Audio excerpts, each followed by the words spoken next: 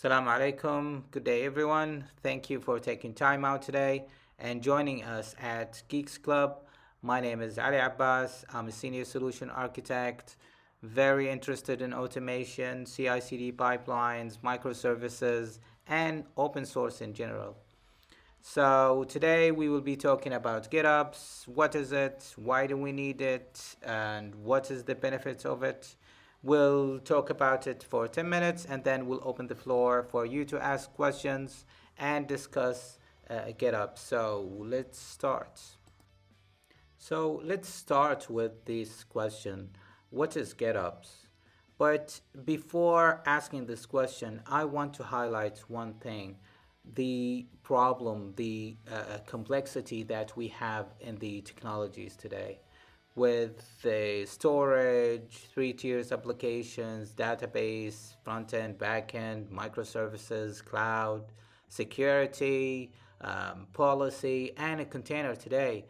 That created complexity in our infrastructure, much more than ever before. And I think we can manage all that with automation. But you might argue that automation itself is complex, and that's what we want to discuss today. So I took three different definitions from three different companies, and they all agrees that taking DevOps best practices and applies them to infrastructure will give us infrastructure as a code and eventually GitOps. So taking version control, collaboration, compliance, and CI/CD pipelines will give you eventually GitOps and apply them to the infrastructure, of course. Cloud bees are disagree or not disagree. They agree with GitLab, but they are saying as well that the developer will take over our jobs or the IT operations jobs. So they are saying empower developers to perform tasks which typically fall under IT operations. Red Hat saying that it's a set of practices to manage infrastructure and application configuration using Git. So all of them, as I said, agree that taking DevOps best practices and applies them to infrastructure and creating infrastructure as a code. But is it only infrastructure as a code? Let's see. So if you can take the infrastructure and convert it to a code, why can't you take the network as well? The policy, configuration, security, storage, and all other areas and convert them to be a code. And you will have everything as a code and eventually GitOps. So let's take an example that will show us the differences between the manual way and the GitOps way. So in this example, we have the IT operations team. They want to create three environments. So they want to create dev, staging, and production. So creating dev, and after creating dev, they have to create another environment, and then create the staging, and then the prod. So that will take time because it's not automated. After finishing one, we'll start to the other. If they need to do testing, for example, they have to test one environment and then the other. If they want to introduce change as well, they have to do one by one.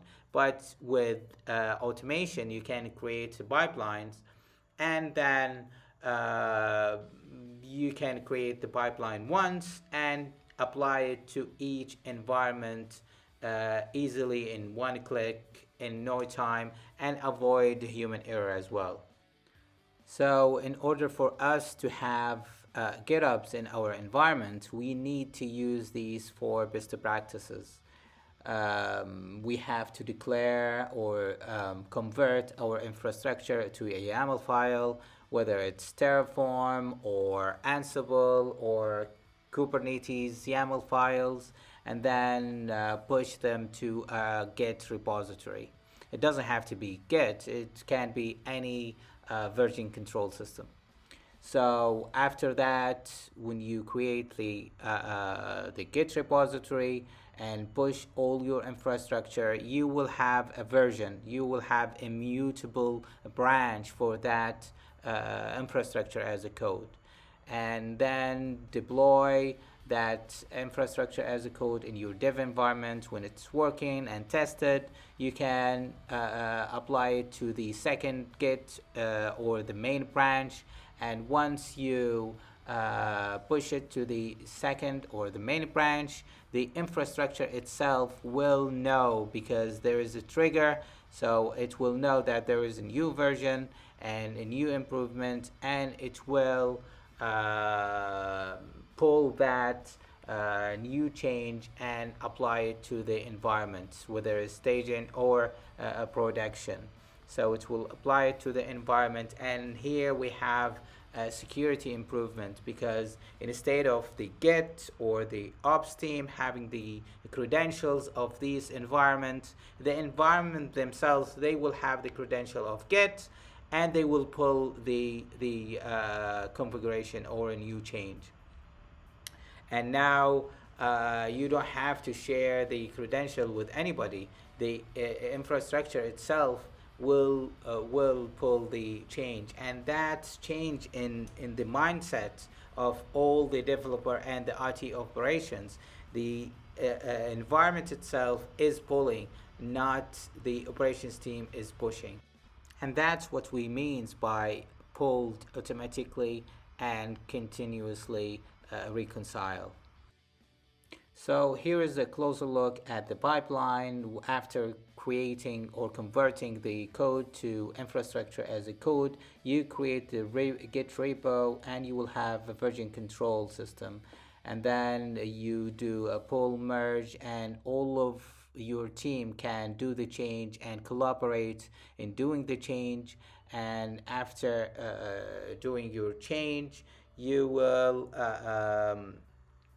create the CI/CD pipelines, which where you will do the testing and validating of the code and testing the code. And after everything is working fine, you will get approval from security team and senior engineers in IT operations.